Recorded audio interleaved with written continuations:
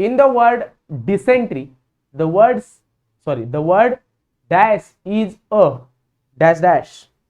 शब्द पण काय उचललाय, काही दुसरा शब्द भेटला नाही काय, डिसेंट्री उचललाय बघा. ठीक आहे, त्यापैकी त्यांनी विचारलंय DYS हा जो पार्ट आहे ना सुरुवातीला आलेला, हा काय आहे. बघा, शब्दाच्या सुरुवातीला काही अल्फाबेट्स ऍड झाले असतील तर ते प्रिफिक्स असतात, आणि शब्दाच्या जर शेवटी काही ऍड झाले असतील अल्फाबेट्स तर ते सफिक्स असतात. हे अफिक्सेसचे दोन टाइप्स आहेत, प्रिफिक्स आणि सफिक्स, राईट. मग त्यांनी आन्सर्स देताना, ऑप्शन्स देताना सुद्धा प्रिफिक्स प्रिफिक्स प्रिफिक्स असं सांगितलं. इथपर्यंत क्लिअर आहे.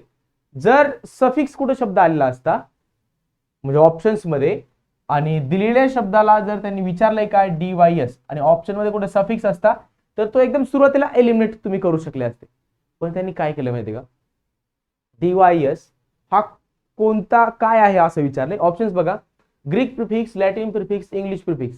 आता हे कधी करतो आपण, पाल अँड सुरी या पुस्तकामध्ये व्यवस्थित दिलेले आहेत, प्रिफिक्सेस दिलेले आहेत, सफिक्सेस दिलेले आहेत. आलं लक्षात. त्याच्यामुळे ते थोडंसं एकदा पाहून घ्यायचे. जर तुमच्याकडे नसतील तर मला कॉन्टॅक्ट करायचं आहे, मी तुम्हाला ते शेअर करेन. आलं लक्षात.